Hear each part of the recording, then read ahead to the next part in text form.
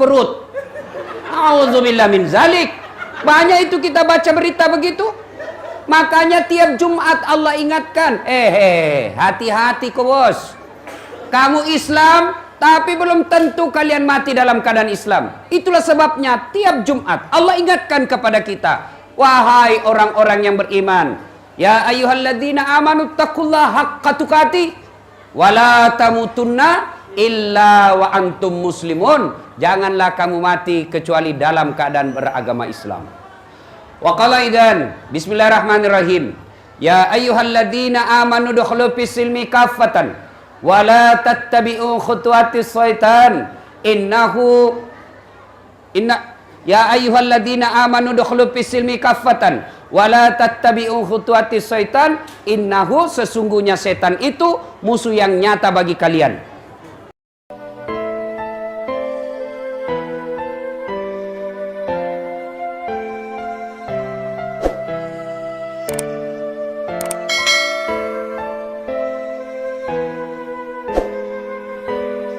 Nah, Islamlah secara benar. Jangan Islam pencitraan. Jangan Islam pura-pura takwa. Banyak kan begitu? Itu di Sulawesi saya lihat ya. Kalau mau pil caleg, itu para politisi langsung jadi ustad.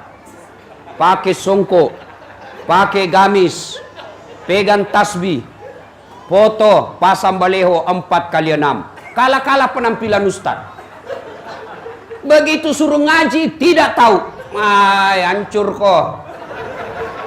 Ini namanya Islam pencitraan. Allah tidak senang.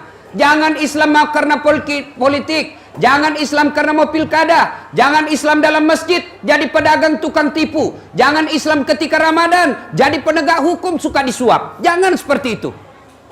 Islamlah secara benar. Wala tattabi'u khutuwatis syaitan, dan janganlah engkau ikuti langkah-langkah setan, karena sesungguhnya setan itu musuh yang nyata bagi kalian. Dulu waktu saya kecil, mamaku bilang begini, kalau ada orang ceramah nak, lari semua itu setan di tempat itu. Itu dulu. Kalau ada orang ceramah, lari semua itu setan. Dulu. Sekarang, saat saya ceramah seperti ini, jangan pikir tidak ada setan di tengah-tengah kita. Ada setan di tengah-tengah kita. Bukan pocong, bukan uka-uka, bukan parakang, bukan juga popo.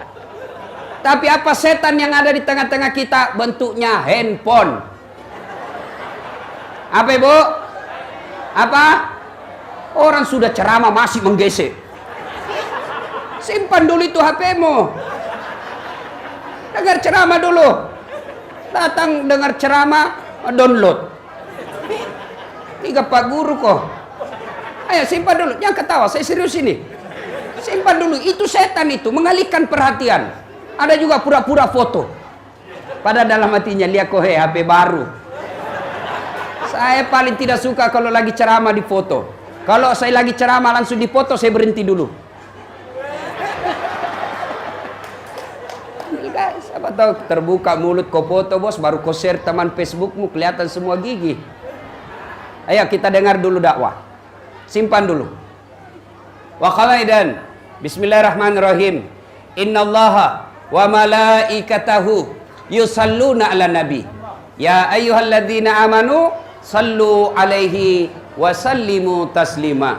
Sesungguhnya Allah dan para malaikatnya bersalawat kepada Rasulullah Muhammad sallallahu alaihi wasallam. Maka wahai orang-orang yang beriman, bersalawatlah kalian kepada Rasulullah dengan sebaik-baik salawat. Sallallahu ala Muhammad, sallallahu alaihi wasallam, sallallahu ala Muhammad, sallallahu alaihi wasallam. Ini kalau saya salawat begini di Sulawesi, jamaah semua ikut. Itu di Sulawesi. Di sini dia lihat-lihati saya. Dia kira barangkali saya nyanyikan. Ayo salawat. Sallallahu ala Muhammad, sallallahu alaihi wasallam, sallallahu ala Muhammad, sallallahu alaihi wasallam. Ibu bapak, saudara-saudara sekalian, teristimewa Sahibul Bait Habib Lukman beserta anak beliau Habib Umar, spesial tamu kita hari ini Bapak Kapolda Kalimantan Timur, Bapak Haji Sarifuddin Safarudin. Bukan yang penyanyi KPI, KDI dulu ya, bukan. Kadang juga itu KDI dulu, Safarudin namanya. Nah, ya. Ini Bapak Jenderal, insyaallah dilindungi dan dirahmati oleh Allah Subhanahu wa taala. Amin. Suatu ketika saya pulang ceramah di TV One Damai Indonesiaku. Dari Jakarta saya ke Makassar. Di pesawat saya matikan handphone, itu standar. Naik pesawat matikan handphone. Begitu saya mendarat di Bandara Hasanuddin, saya aktifkan handphone. Masuk SMS. 3 SMS berita duka bersamaan. 1, innalillahi wa inna ilaihi rajiun. Siapa yang meninggal? Teman SMP-ku di kampung bisnis TV kabel. Gangguan TV kabelnya kantor BRI. Tolong perbaiki. Dia datang perbaiki, naik ke atas atap, tanpa dia sadari dia pegang kabel besar. Kesetrum, tak lempar, mati. Insyaallah mudah-mudahan mati syahid karena lagi cari nafkah.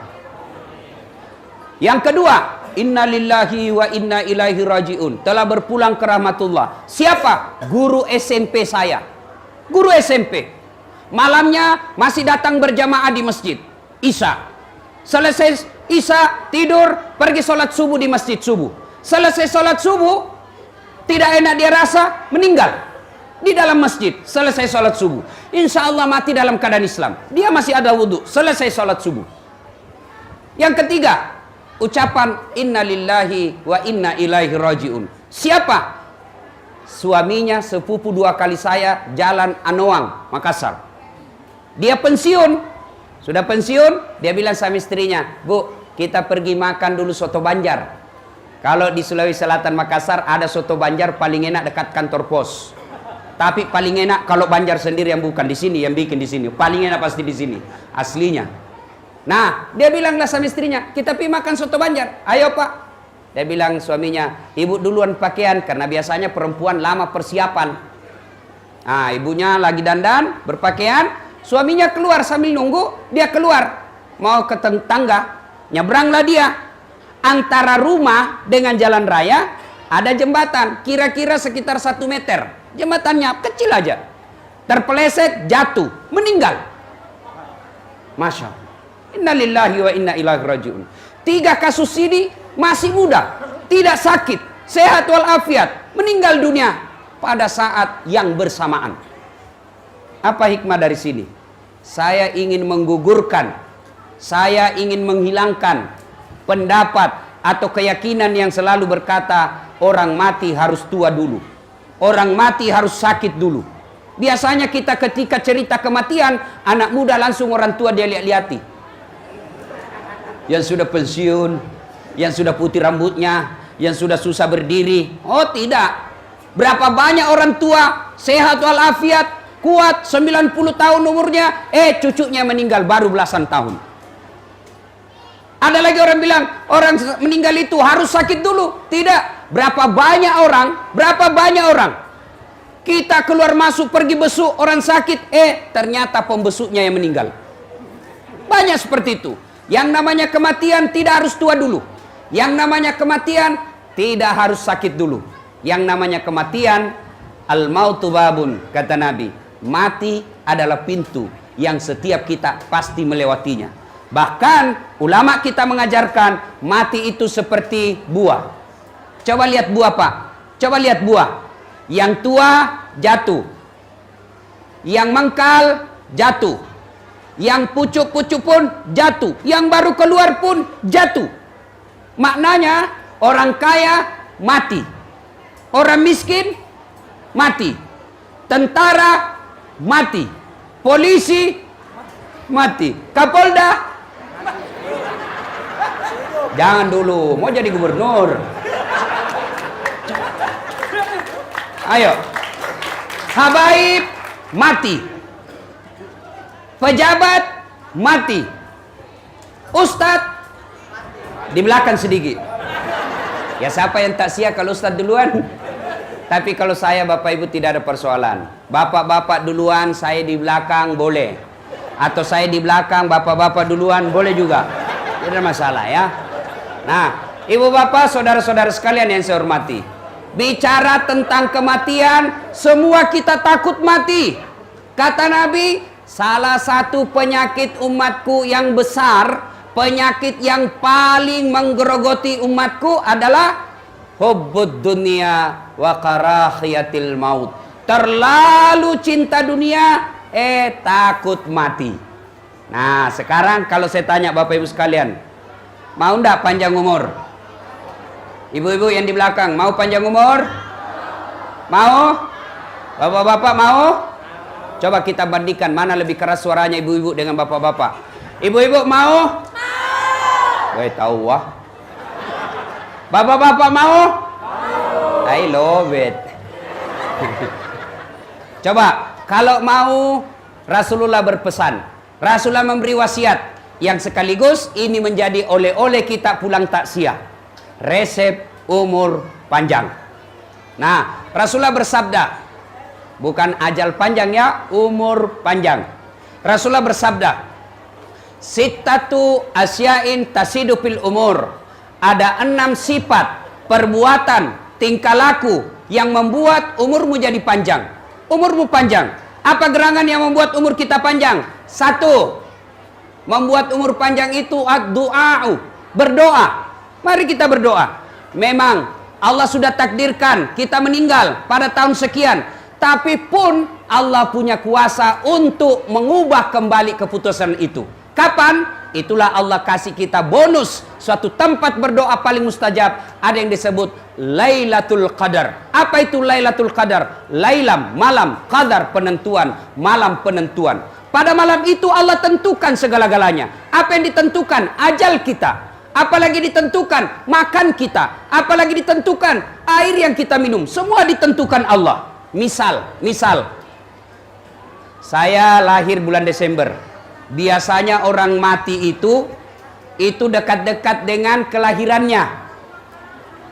Ya, Rasulullah itu bahkan sama lahir dan wafatnya beliau, sama tanggalnya, sama bulannya, sama harinya. Maka kalau ada orang dekat dengan ulang tahun, siap-siap kau bos.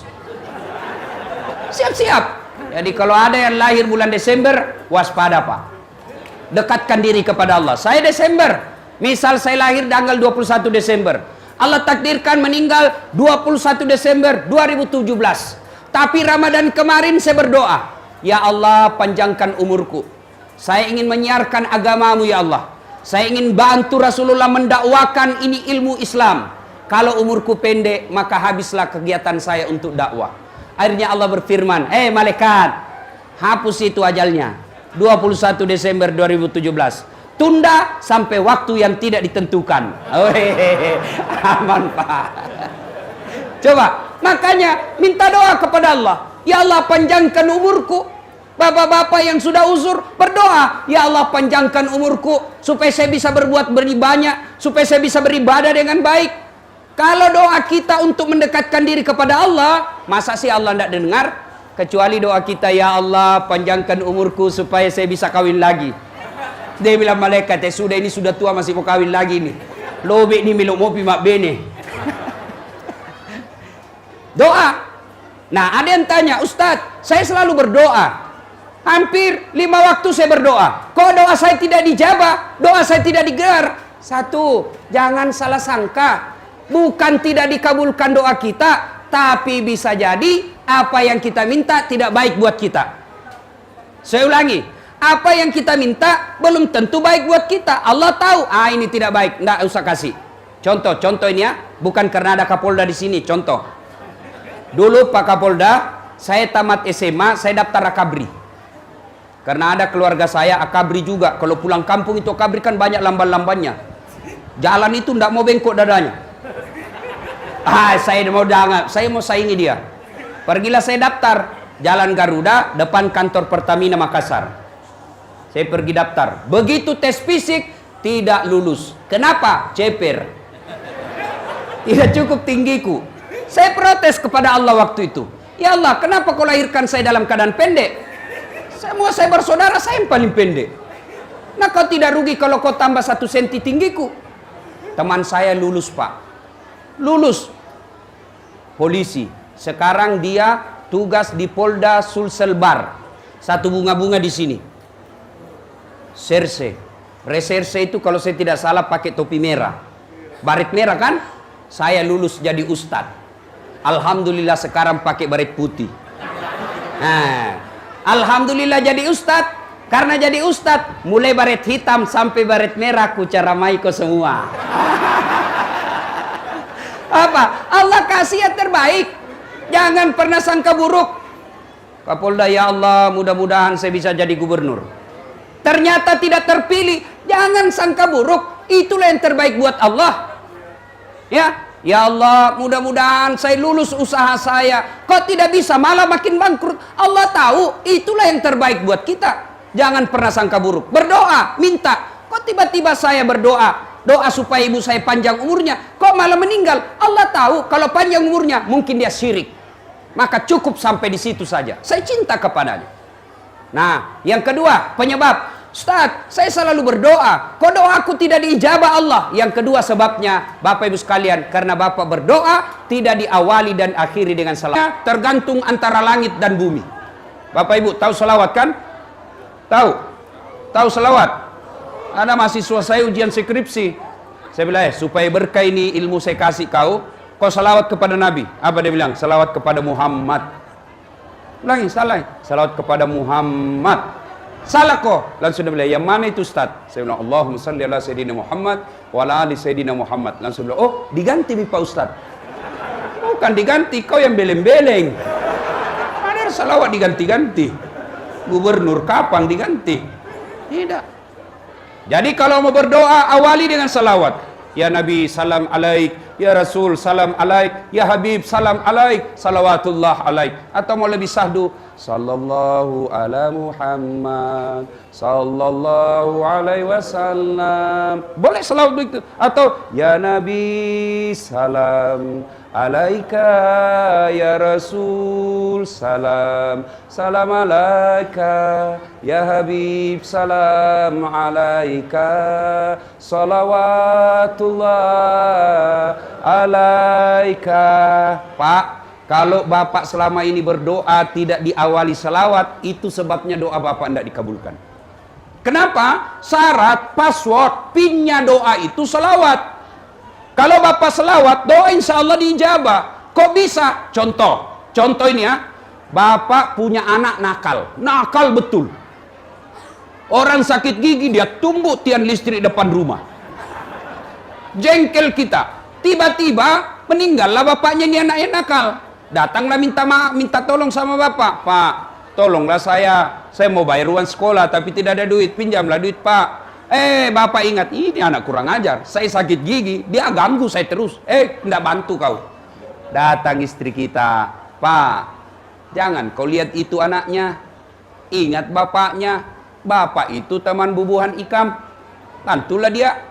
Tapi ini anak nakal banar, kan ada papa.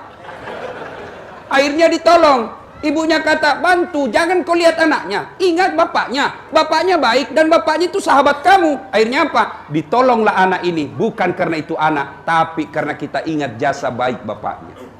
Kalau Allah lihat dosa kita ini, yang tukang tipu, jangankan orang lain, istri kita aja kita tipu. Bayangkan, suka makan barang haram, suka bicara bohong, suka fitnah kiri kanan, jarang berbuat baik, berdoa. Manalah Allah mau dengar doa kita. Tapi karena kita sebut kekasih Allah, yang Allah tidak cintakan langit dan bumi ini kecuali karena cintanya kepada Rasulullah. Kita sebut itu orang yang dicintai Allah. Ya Allah, ya Rasul, ya Habib Allah. Disebut terus-terus. Akhirnya Allah dengar doa kita karena cintanya kepada Rasulullah Muhammad SAW. Nah, doa. Ini yang pertama. Kalau mau umur panjang, banyak-banyaklah berdoa. Minta kepada Allah. Alhamdulillah, Bib, sekarang ini umat Islam rajin berdoa. Hampir 10 menit berdoa. 10 menit lagi berdoa lagi. Tapi sayang seribu sayang, di mana dia berdoa? Di status. Mau pergi suaminya berdoa, ya Allah lindungi suamiku. 10 menit kemudian berdoa lagi, ya Allah murahkan rezeki suamiku. Begitu 10 menit lagi kemudian, ya Allah engkaulah yang maha memelihara, pelihara suamiku. Di mana dia berdoa? Di status, di Facebook. Siapa ajar kita berdoa di status? Sibuknya itu Tuhan membaca status tak? Coba. Berdoa tidak harus di Facebook. Berdoa bukan di media sosial. Berdoa itu ambil wudhu, ambil sajadah, ngadu kepada Allah. Bukan di Facebook. Ini sedikit-sedikit berdoa. Tapi di mana? Media sosial. Tidak ada yang ngajar kita berdoa di media sosial. Mau berdoa, ambil wudhu, ambil sajadah, ngadu kepada Allah Subhanahu wa taala. Yang keempat, penyebab doa tidak dijabah Allah. Penyebab doa tidak dijabah Allah. Apa? Karena kadangkala kita berdoa, kita tidak tahu apa yang kita minta.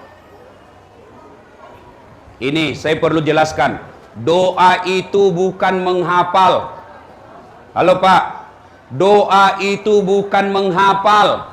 Kadangkala kita ini ngambil kitab, baca, tapi kita hafal. Kita tidak tahu apa yang kita minta. Berdoa tidak harus bahasa Arab. Berdoa tidak harus bahasa Al-Quran. Tidak harus. Tapi memang dianjurkan, berdoalah engkau seperti apa yang diajarkan Al-Quran. Tapi bukan kewajiban, anjuran. Nabi hanya menjelaskan, berdoa memakai bahasa ibu. Bahasa apa? Bahasa Bugis boleh, bahasa Jawa silahkan, bahasa Banjar juga boleh. Yang penting Bapak apa yang Bapak ucapkan paham. Jangan sampai setengah mati 30 menit berdoa, dia tidak tahu apa yang diminta. Dia bilang malaikat, weh apa maksudmu bos? Kau mau doakan mamamu itu, kau minta hujan. Coba, tidak tahu apa yang dia minta. Makanya berdoa itu tidak harus bahasa Arab. Berdoa, bahasa Bugis itu berdoa, mapaletu. Bahasa gaulnya curhat. Silakan. Bahkan boleh berdoa begini. Ya Allah, engkau sudah tahu apa yang ku mau. Berikanlah. Sudah paling ringkas itu. Paling ringkas, misalnya, ya Allah, kau sudah tahu apa yang kau mau, berikanlah saya. Ah, sudah, boleh Pak, jangan ketawa, saya serius ini. Daripada Bapak panjang, tidak tahu apa yang Bapak minta, malaikat bingung. Bos, apa kau minta? Lain di mulut, lain di hati. Kalau berkaitan dengan orang meninggal, apa yang kita minta? Satu, ya Allah, ampuni dosa almarhumah, misalnya almarhumah ini. Satu, ampuni dosa. Dua, terima amalnya. Kenapa? Ada amal yang tidak diterima. Mana amal yang tidak diterima? Bersedekah bukan atas nama Allah, bersedekah karena kepentingan tertentu, maka Allah tolak. Ketika di akhirat kelak dia tanya, dia cari, ya Allah, mana pahalaku nyumbang jilbab? Ya Allah, mana pahalaku nyumbang tegel? Ya Allah, mana pahalaku nyumbang sarung? Kata Allah, yang bener aja bos. Kau dulu nyumbang itu kan mau dicoblos. Dan kau sudah dicoblos, kau sudah dapat pahalanya. Kau tidak dapat apa-apa di sini karena kau menyumbang bukan mencari ridaku. Tania pamaseku usapa. Nah, ibu bapak, saudara-saudara sekalian yang saya hormati, inilah resep pertama, mau punya umur yang panjang, banyak-banyak berdoa. Yang kedua, kalau mau lagi berdoa, saya ulang. Yang 4 tadi, saya lupa ya. 1, kalau untuk orang meninggal, 1, ampuni dosanya. 2, terima amalnya. 3, lipat gandakan. Yang tadinya misalnya amal dia bawa cuma 10, kita berdoa, ya Allah mudah-mudahan 10 itu menjadi 100. Mudah-mudahan 10 itu menjadi hingga tak terhingga nilainya. Kenapa? Orang sudah meninggal tidak bisa lagi nambah-nambah amalnya. Dan yang keempat, lapangkan alam kuburnya. Inilah doa buat orang tua kita yang sudah meninggal. Sekarang Bapak Ibu Saudara sekalian, yang pertama mau umur panjang, berdoa.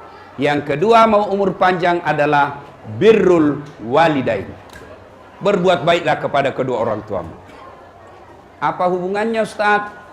Bukankah Allah berfirman menjelaskan ridallah fi ridal walidain, suktillah fi suktil walidain. Ridanya Allah tergantung ridanya kedua orang tua, murkanya Allah tergantung murkanya kedua orang tua. Maknanya, kalau kita rajin mendoakan orang tua kita karena wujud kecintaan kepada orang tua itu, maka Allah menjadi ridha kepada kita. Dan ketika Allah ridha kepada kita, maka diberikanlah umur yang panjang. Nah, sekarang mari kita lihat kecintaan kepada orang tua sekarang. Lihat anak-anak kita sekarang, Pak. Saya pernah diundang ceramah di Batu Licin, Tanah Bumbu. Selesai saya ceramah, datanglah bapak-bapak, nangis di depan saya, dia pegang paha saya. Ustadz, doakan saya. Saya bilang, kenapa? Doakan saya, Ustadz. Saya 4 tahun merantau dari Sulawesi. 4 tahun saya sukses, 2 bulan terakhir saya bangkrut. Andai saja saya bangkrut tidak masalah. Saya bangkrut meninggalkan banyak utang. Saya dikejar penduduk di sini mau dipotong karena utang saya banyak. Mobil saya semua disita. Saya bilang, baiklah, tidak usah cerita semua penderitaannya. Saya mau tanya dan tolong jawab dengan jujur. Jujur jawab. Bagaimana perlakuan Bapak kepada orang tua selama ini? Apa dia bilang jawabannya? Selama 4 tahun saya merantau, Ustadz, memang saya tidak pernah pulang kampung. Saya bilang dalam hati, oh ini sebabnya, bos. Sebabnya. Bapak mau naik pangkat, ini ada anggota polisi. Bapak mau naik pangkat, tidak usah cari muka sama Kapolda. Bapak sudah punya muka yang baik. Kadang-kala kita cari muka, kita cari barakah, pergi ziarah kubur, karena ini. Berkah hidup kita seorang manusia ada sama ibu bapak. Saya heran lihat pegawai-pegawai sekarang. Sama wali kota dia cium tangannya. Ini, siap. Sama mamanya, ndak hormat. Siapa ajar? Mau berkah hidup, muliakan orang tua. Coba lihat anak-anak yang servis orang tuanya dengan baik, yang memuliakan orang tuanya dengan baik, insya Allah hidupnya tidak akan sengsara. Coba lihat. Bukti di tempat ini.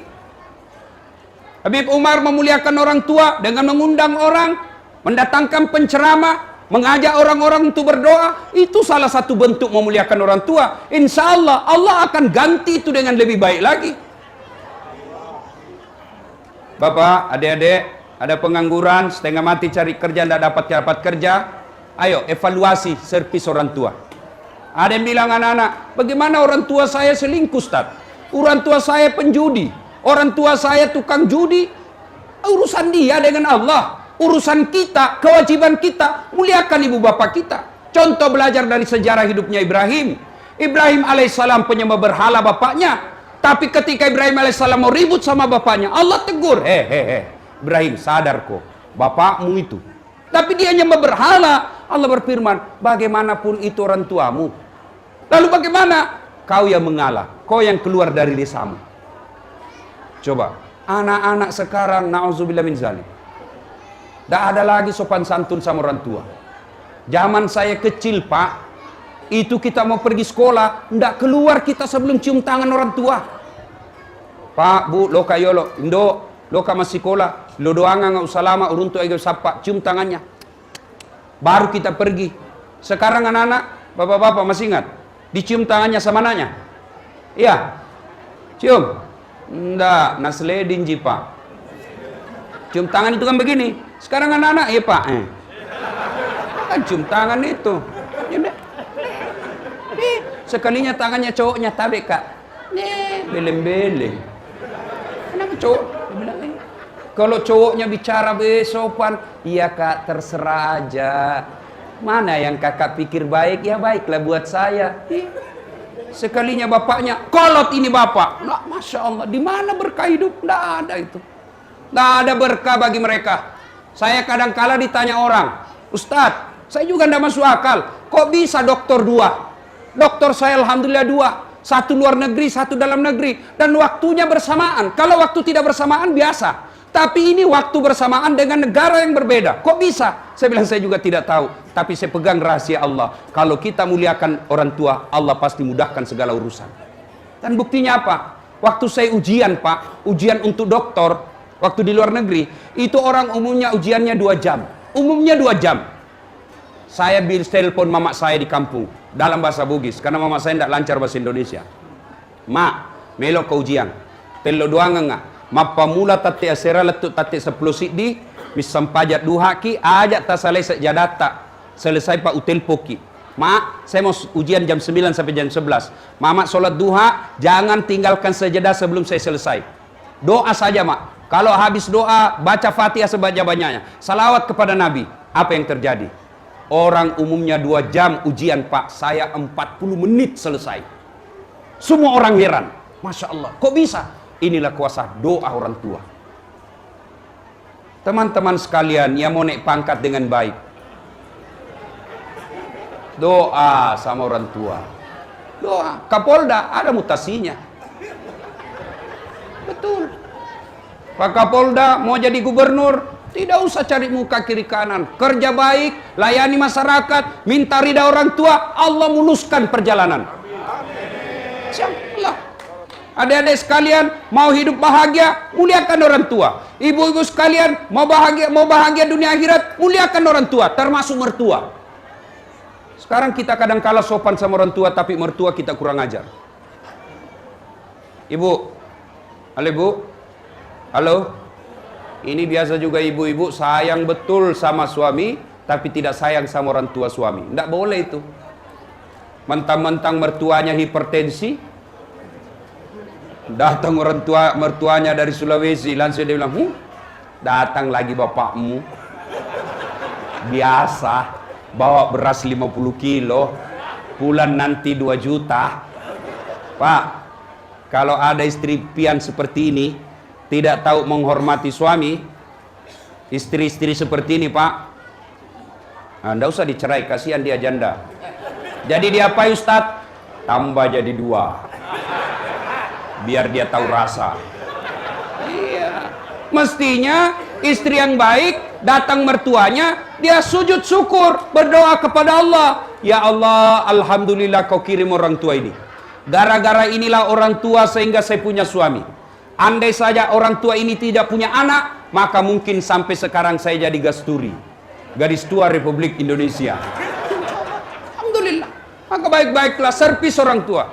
Bapak, saudara-saudara sekalian, kemuliaan kita anak, mau umur panjang, maka birrul walidain, berbuat baiklah kepada kedua orang tua. Adik-adik sekalian yang masih sekolah, adik-adik sekalian yang masih kuliah, gimana cara berbuat baik kepada orang tua? Selesai semester, bawa buku laporan, perlihatkan hasil ujian kita. Mak, ini hasil ujian saya, IPK saya 2,7.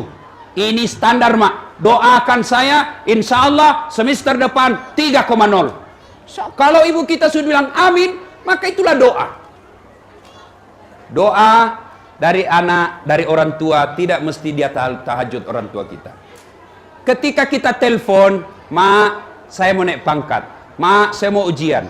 Mak, saya mau ikuti sesuatu perlombaan. Doakan saya supaya saya berhasil apa yang saya mau. Begitu ibu kita bilang amin, itulah doa. Maka biasakan hubungi orang tua. Setiap mau melakukan sesuatu, minta ridha orang tua. Ridhanya Allah tergantung ridhanya kedua orang tua. Kalau orang tua kita sudah bilang, silakan nak, insya Allah berkah dan doaku ada menyertaimu. Insya Allah berkah itu. Tapi kalau ibu kita bilang, tidak mau, tidak halal semua air susu yang kau minum, wah sudah, hilang sudah berkah kita itu. Sekarang Bapak Ibu Saudara-saudara sekalian, mari kita lihat anak-anak kita. Mari kita lihat anak-anak. Anak-anak kita sekarang, Pak, cerdas-cerdas, cakep-cakep. Saya biasa heran lihat, bapaknya ndak cakep, mamanya juga ndak cantik. Kok bapaknya cakep? Ah, ini pengaruh gizi kali. Anak-anak sekarang, Pak, cantik-cantik, cakep-cakep, cerdas. Coba lihat itu anak-anak. Saya kalau nge-SMS, sudah pakai 2 jari, pegang handphone dengan baik, masih kadang-kala salah ketik. Itu, masih salah ketik. Anak-anak sekarang sambil bawa motor nge-SMS. Lancar, Pak. Cerdas anak-anak kita sekarang. Luar biasa, saya biasa bingung. Bagaimana cara lancar betul? Dia tidak lihat itu papan SMS. Ya, lancar. Masya Allah, satu kurangnya anak-anak kita sekarang. Apa? Kurang ngajar.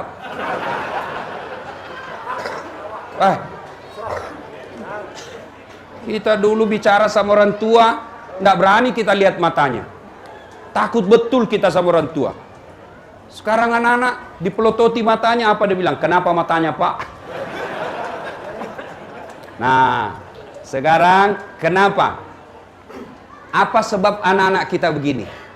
Apakah sepenuhnya salah anak? Tidak. 90% salah orang tua. Ini pasti ada hubungan Habib Umar dengan almarhumah. Dengan baik, insya Allah anak juga akan sopan sama orang tua. Tapi kalau orang tua tidak pernah mendidik anak dengan baik, maka jangan heran anak juga kurang ajar sama orang tua. Ayo, saya ajak kita, hafal doa kebaikan orang tua, doa anak untuk orang tua, hafal? Hafal? Coba kita baca sama-sama. Bismillahirrahmanirrahim. Allahumma gfirli warhamhuma. Ada yang tahu artinya? Ya Allah, ampuni dosaku, dosa kedua orang tuaku, sayangilah mereka. Garis bawah ini, sayangi mereka sebagaimana mereka menyayangi saya dari kecil sampai sekarang. Garis bawahi, sebagaimana mereka menyayangi saya. Kalau kita menyayangi anak tidak sayang, maka anak pun tidak akan sayang kepada kita. Maka saya heran, ada mahasiswa saya curhat sama saya, Ustadz, ibu saya sakit kok tidak ada perasaan sakit dalam hati saya. Ibu saya sakit kok rasanya biasa-biasa saja. Tapi ketika pembantu saya sakit, saya mau langsung pulang dari kelas. Kenapa? Karena ternyata memang pembantunya lebih dekat daripada orang tuanya. Bagaimana anak kita mau cinta sama orang tua? Siapa yang didik anak kita? Orang yang bukan hubungan keluarga. Tinggi sekolah bapaknya, tinggi pangkat bapaknya, yang didik anaknya. Anak orang tidak ada pengetahuan. Anak-anak kita dulu bagaimana tidak baik akhlaknya, karena memang orang tua cinta kepada anak, mendidik anaknya baik. Semua yang dulu-dulu tidak semuanya jelek. Ada yang bagus kita contoh, terutama dalam mendidik anak. Apa itu? Contoh, waktu saya kecil, kita mau tidur itu satu tempat tidur 3 orang di atas. Apa manfaatnya? Ada jadi mata-matanya orang tua, ada jadi intel. Mak, pacaran kakakku. Kenapa kau tahu? Saya dapat suratnya di bawah bantal. Nah, ada yang menjadi pengontrol karena kita bersaudara. Apalagi zaman dulu kita mau pergi main, apa? Dia bilang ibu kita, iya, Lono, pergi mi, tapi bawa adekmu. Kalau menangis adekmu, kau saya pukul. Orang Bugis bilang matarana. Lono, tiwi andrimu, menangis adekmu, saya pukul kau. Artinya apa? Kita punya tanggung jawab terhadap saudara. Sekarang coba lihat, gara-gara rumah harga 500 juta, adik kakak berperkara, bahkan ada yang saling baku tikam, gara-gara uang 500 juta. Kalau kita dulu tidak ada itu yang begitu. Kenapa? Memang kita persaudaraan kuat. Sekarang abad modern, ayo kita lihat. Satu anak, satu kamar. Di dalam ada televisi. Di dalam ber-AC, di dalam lengkap permainan elektronik. Satu anak semua begitu. Akhirnya apa? Pulang sekolah, anak masuk langsung kamar. Dalam kamar, kapan dia keluar? Nanti dia mau makan. Masuk lagi kamar. Tidak pernah keluar dan tidak pernah ketemu. Malam minggu, katanya acara keluarga. Untuk apa? Ayo kita makan sama-sama di warung, restoran. Acara keluarga. Katanya supaya ketemu dan akrab. Sampai di rumah makan, tidak ada yang bicara. Semua sibuk dengan HP-nya. Ini Pak, kalau dibiarkan seperti ini, maka jangan heran anak kita besar kurang ajar. Bapak-bapak, para habaib, ibu-ibu, coba, bapak ibu mau tahu nasibnya di kubur nanti? Mau tahu nasibnya di kubur? Mau tahu? Maka lihat anak kita sekarang. Lihat anak kita sekarang. Kalau anak kita sudah gadis tidak pakai jilbab, bisa dibayangkan bagaimana sengsaranya bapak nanti di kubur. Kalau sampai sekarang anak kita tidak tahu ngaji, asam tidak tahu ke masjid, bisa dibayangkan bagaimana seksanya kita dikubur nanti. Tapi kalau sekarang anak kita masih SD sudah tutup jilbab, sudah tutup aurat. Anak kita malam Jumat semua kumpul di rumah baca Yasin sama-sama. Anak kita Ramadan berjamaah di masjid, harapan itu Pak, bapak sudah kaya insya Allah dikubur. Demi Allah, ibu bapak wafat, anak pengangguran, Allah tidak persoalkan. Ibu bapak meninggal, anak tidak punya kerja, Allah tidak marah. Tapi ketika anak bapak tidak pakai jilbab, anak bapak tidak tahu sholat, anak bapak tidak tahu rasa malu jadi anggota DPR tapi koruptor, maka bapaknya dicari. Mana bapaknya ini? Mana orang tuanya? Kok bisa anaknya seperti ini? Hati-hati Pak. Bapak tidak usah cemas soal masa depan anak dalam perut. Masalah soal perut, bapak tidak usah khawatir soal jabatan anak kita. Allah sudah tentukan. Yang perlu bapak ibu khawatirkan adalah anak kita wafat tidak tahu sholat. Auzubillah min dzalik.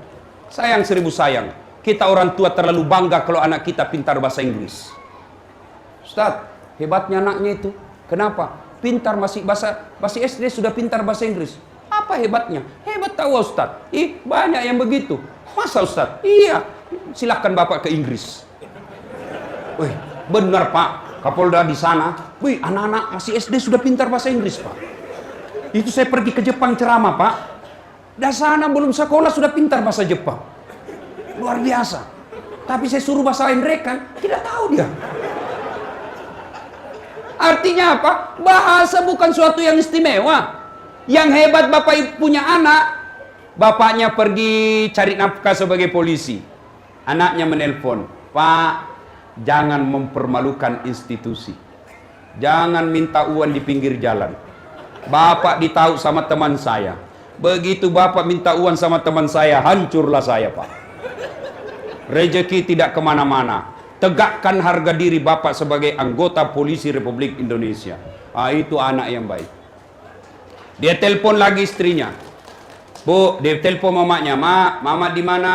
Saya mau ke pasar, Nak. Mama pakai jilbab apa tidak? Pakai jilbab. Mama longgar atau tidak? Longgar, alhamdulillah. Itu kalau punya anak seperti itu Bapak sudah kaya. Bapak pernah ditelepon begitu anaknya? Pernah? Pernah? Paling SMS habis pulsa. Bapak saudara-saudara sekalian, didik anak sebaik-baiknya. Nah, ada yang nanya, Ustadz, bagaimana cara mendidik anak? Bapak tidak salah membaca psikologi pendidikan mendidik anak. Tidak salah. Tidak salah ketika membaca hasil penelitian Barat, Eropa cara mendidik anak. Tidak keliru. Tapi sesat ketika Bapak meninggalkan Quran dalam mendidik anak. Bagaimana cara mendidik anak? Allah sediakan satu surah khusus untuk mendidik anak kita. Tata cara dan metode mendidik anak. Apa itu? Surah Luqman. Silakan baca surah Luqman, kurang lebih dari surah Luqman ayat 16 sampai dengan 21. Di situ diajarkan bagaimana cara mendidik anak kita. Sekarang yang menurut surah Luqman, satu yang banyak kita tinggalkan sekarang adalah kata Luqmanul Hakim, ya bunayya, wahai anakku, la tusrik billah, jangan kau mensyirikatkan Allah. Sekarang ini mensyirikatkan Allah, saya yakin tidak ada sembah patung, tidak ada yang sembah berhala. Tapi saya curiga anak kita nyembahnya apa?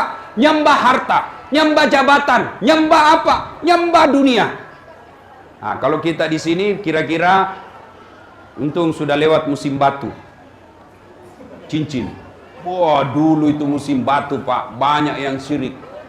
Sampai-sampai tukang sayur saya di Makassar, dia bilang, Ustadz, selama saya pakai ini batu saya, setiap pagi saya dipanggil ibu-ibu di kompleks ini. Saya bilang, pastilah karena sampean penjual sayur. Pasti dipanggil, masih. Bapak saudara-saudara sekalian. Nah, ini yang kedua. Ingin umur panjang adalah birrul walidain. Berbuat baiklah kepada kedua orang tua sesuai firman Allah. Bismillahirrahmanirrahim. Imma yablughanna indakal kibra ahduhuma aw kilahuma fala taqul lahumā uff wa la tanharhuma wa qul lahumā qawlan karima. Shadaqallahul azim. Yang ketiga, resep umur panjang. Kita ulang dulu supaya kita tidak lupa. Satu, berdoa. Dua, berbuat baik sama orang tua. Dan yang ketiga, as-sadaqatu, bersedekah. Sedekahlah. Nah, ibu bapak saudara-saudara sekalian, apa hubungannya sedekah dengan umur panjang? Begini ceritanya bos. Kalau waktu hidup kita banyak membantu orang, maka jangankan kita hidup, mati pun orang masih mengingat kita. Itulah yang disebut umur panjang. Contoh, waktu sehat, masih hidup, sering sedekah. Begitu meninggal, kita lewat di pemakaman, kita lihat pemakamannya yang tadi rajin sedekah. Ini ibu rajin betul dulu bantu kita. Ayo kita doakan. Ini bapak rajin dulu kirim jalan kote di masjid kalau Ramadan. Banyak orang yang gunakan untuk buka puasa. Mari kita doakan. Didoakan, dibacakan Fatihah minimal. Padahal sudah 3 tahun meninggal, orang masih mengingatnya. Kenapa? Waktu hidup rajin sedekah. Tapi kalau bakil, orang di kampung saya bilang sekke, kikirigala paku jambatan. Ay, ndak bisa. Jangankan mati, Pak, masih hidup orang doakan kita sial. Lewat mobil tak, apa dia bilang tetangga, mudah-mudahan tabrakan mobilnya. Pelit banar nah. Saya kira dia mau kasih naik saya di mobilnya, ternyata cuma di klakson. Pak, ini ada yang menjadi gubernur, ada menjadi wali kota, ada menjadi anggota DPR. Resep jangan pelit. Kalau Bapak pelit, tidak ada orang yang suka. Bahkan orang pelit sekalipun tidak suka sama orang pelit. Percaya itu, Pak. Dia bilang Jakob di rumahnya seke, padahal dia juga seke. Orang suka itu orang pelit, Pak. Perpanjang sedekah, dan insya Allah tidak ada orang bangkrut gara-gara sedekah. Demi Allah, tolong tunjukkan saya di Samarinda ini ada orang bangkrut gara-gara sedekah. Yang banyak orang bangkrut gara-gara apa? Narkoba. Yang banyak orang bangkrut gara-gara apa? Judi. Yang banyak bangkrut gara-gara apa? Selingkuh. Bangkrut. Tidak ada orang bangkrut gara-gara bersedekah. Tidak ada orang, Ustadz, itu rumah di sudut, kaya betul dulu itu Ustadz. Tapi karena dia bangun pesantren, dia suka bantu orang susah, dia suka sedekah, bangkrut Ustadz. Tidak mungkin. Coba. Contoh. Quran menjelaskan, kau belanjakan hartamu di jalan agama Allah, ibarat menanam 1 biji, lalu tumbuh 7 bulir. 7 bulir itu 7 batang. Dan setiap batangnya mengandung 100 buah. Artinya, 1 kebaikan Allah balas 700 kebaikan. Itu janji Allah, bukan janji caleg. Kalau caleg, Pak, waktu kampanye Anda boleh kita dijanji sorga, dijanji kita juga sorga, Pak. Pilih saya, pilih Cepu. Satu kampung kita, sama-sama Bugis. Pilih saya, ini kartu namaku. Kalau saya menang 24 jam, telepon saya bantu. Begitu terpilih, dia ganti nomornya. Hancur juga, Pak. Kita juga bego, Pak. Sudah tahu tukang tipu, kita mau pilih. Hanya gara-gara sarung. Bapak-bapak, saudara-saudara sekalian yang saya hormati. Nah, satu contoh. Ini contoh, saya ngalami. Baru-baru. Saya pergi ngambil cucian saya di laundry. Tiba-tiba saya dapat rezeki. Saya kasihlah tukang jaga laundry. 100 ribu, 4 orang. Cak, 4 orang. Berarti berapa keluar uang? Berapa, Dek? Berapa? Saya kasih juga tukang parkir 50. Nah ini, gembira betul. Berapa uang saya keluar? Berapa? 450. Pergilah saya. Selesai itu, tiba-tiba menelpon ajudannya Edi Baramuli, tokoh masyarakat Sulawesi Selatan. Tapi Ustadz, ada salam dari Puang Edi. Puang Edi siapa? Edi Baramuli. Oh ya, bagaimana kabar beliau? Sehat walafiat. Ustadz, di mana saya boleh temui? Saya ada di kantor sekarang. Sudahlah, dia ke kantor. Tiba-tiba datang bawa amplop. Tapi Ustaz, ada salam dari Puang Edi. Ada apa ini? Siapa tahu ini gratifikasi. Mana ada Ustaz gratifikasi? Jangan, saya tidak ceramah, jangan. Pada dalam hatiku, cepat sudah. Wah, sumpah. Sudah, pulang, saya buka amplop. Amplop saya buka. Berapa tadi uang saya keluar? Pagi-pagi, berapa? 450. Sekitar jam 4 sore, Allah langsung ganti. Saya buka amplop. Berapa isinya? 15 juta. Padahal tidak ada upaya yang saya lakukan, hanya bersedekah. Ada lagi contoh. Contoh lagi nih. Saya pergi kampus. Selesai dari kampus, saya pulang ngajar, di atas mobil, saya lihat tukang cat. Yang keliling-keliling naik sepeda, tukang cat. Saya bilang, kasihan orang tua masih cari nafkah. Saya bilang sama sopir, singgah, kasih. Tapi saya bilang, enggak usah. Setan itu mulai membisik. Apa bisikan setan? Enggak usah. Nanti orang bilang, sok kaya itu Ustaz. Sok penyantun. Sudah lewat. Begitu lewat, saya bilang, kurang ngajar ini iblis. Kau kira kau kalah saya? Balik kau. Saya bilang sopir, balik. Padahal sudah lewat. Balik. Ini setan ini. Kau kira kau kalah saya? Balik. Setan kepanasan. Balik.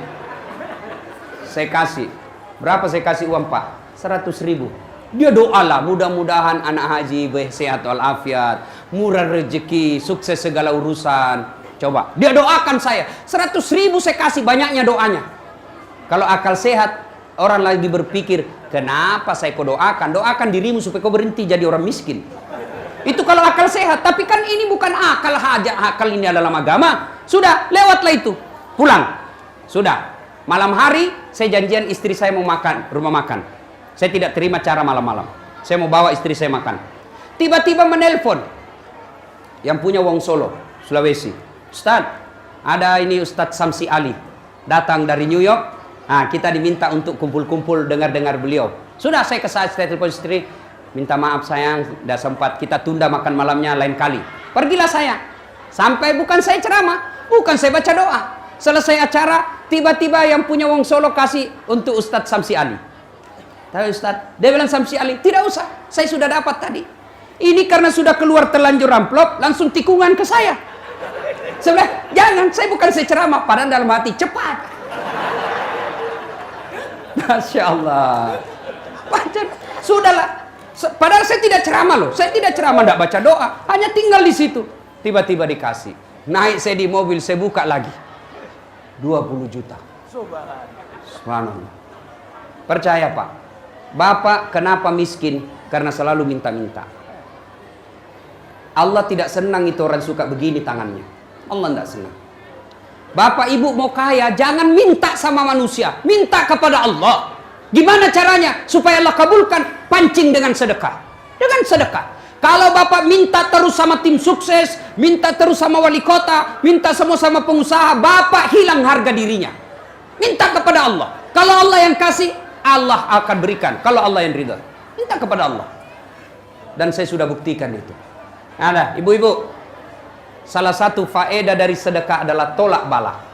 Ibu-ibu, Bu, ada di sini suaminya mulai macam-macam. Ada? Tidak usah malu-malu, banyak Ustaz. Bagaimana cara tolak balanya? Tolak bala dengan sedekah. Jangan cerita ke orang lain, jangan cerita di media sosial, tapi cerita kepada Allah. Dengan cara apa? Tolak bala sedekah. Misalnya, Bu, misalnya suami mulai lain-lain, ciri-cirinya laki-laki yang mulai lain-lain ya.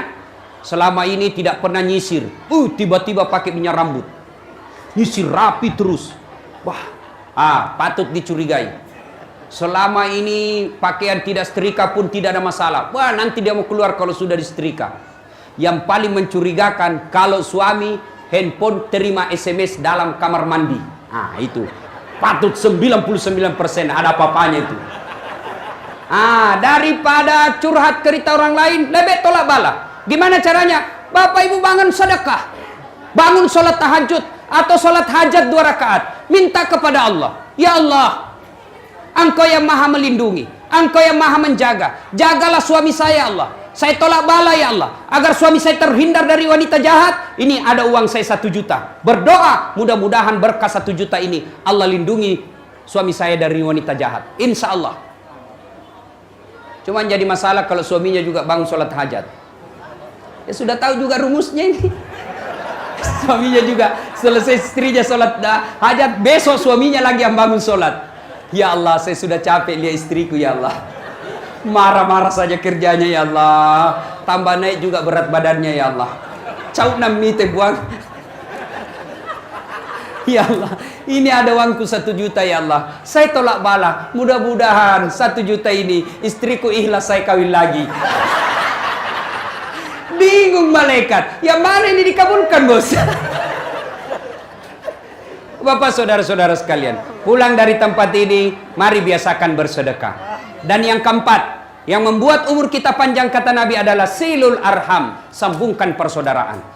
Seperti yang dijelaskan tadi Pak Kapolda, sebentar lagi pasti suhu politik akan naik. Pilgub dan pilpres serta pilcaleg pasti akan bersebaran orang-orang yang menggadu domba kita. Silahkan berbeda pilihan, silahkan berbeda partai, silahkan berbeda kaos, tapi jangan berpecah belah.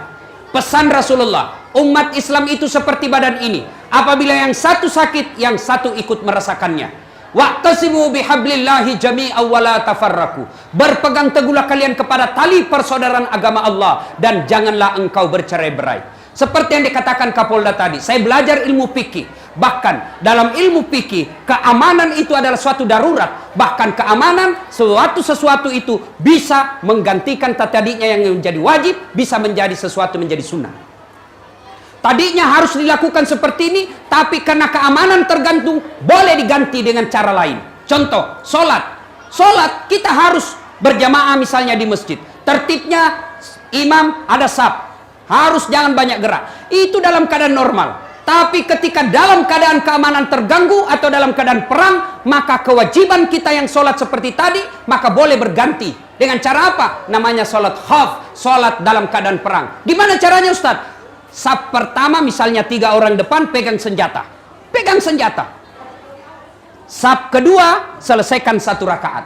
Selesai 1 rakaat saf kedua, maka saf kedua yang jaga senjata, siaga, kemudian saf pertama selesaikan lagi 1 rakaat. Maknanya keamanan ini adalah sebuah kebutuhan mutlak. Dan keamanan bisa terganggu karena berpecah belahnya kita. Ingat sejarah Islam awal-awal Nabi dakwah. Orang berpecah belah. Ada saudara kandung bermusuhan. Contoh Khalid bin Walid.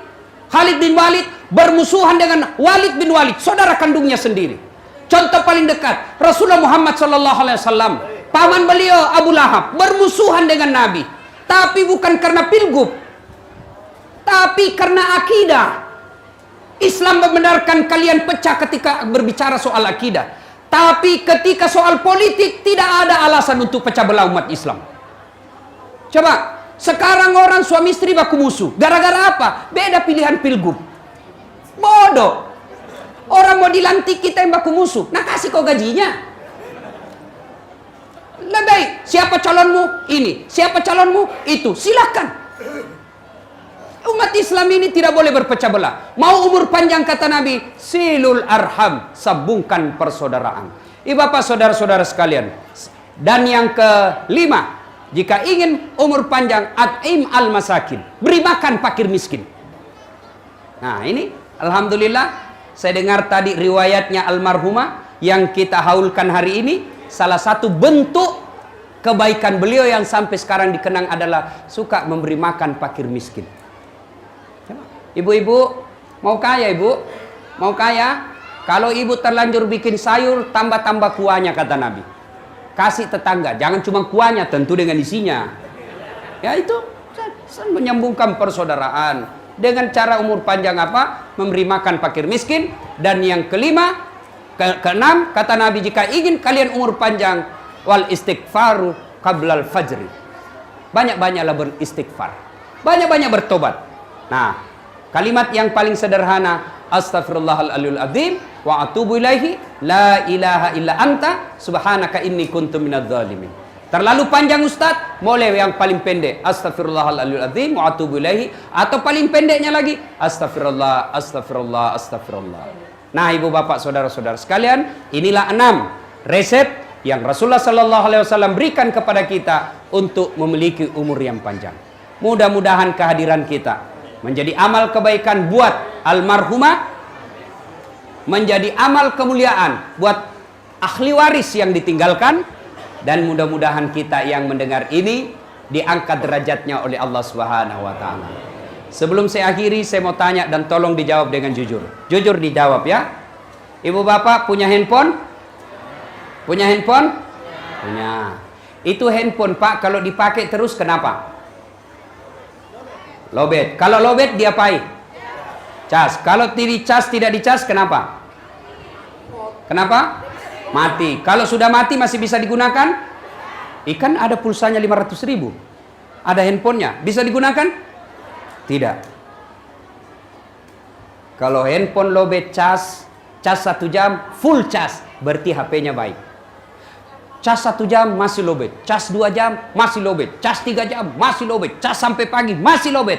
Berarti HP-nya sudah rusak. Kalau HP sudah rusak, maka tidak bisa lagi difungsikan. Meskipun HP-nya mahal. Demikian juga hati. Alhamdulillah, baru saja saya ngecas. Bapak, saya cas. Lebih 1 jam. Lebih 1 jam saya cas Bapak. Apanya saya cas? Imannya.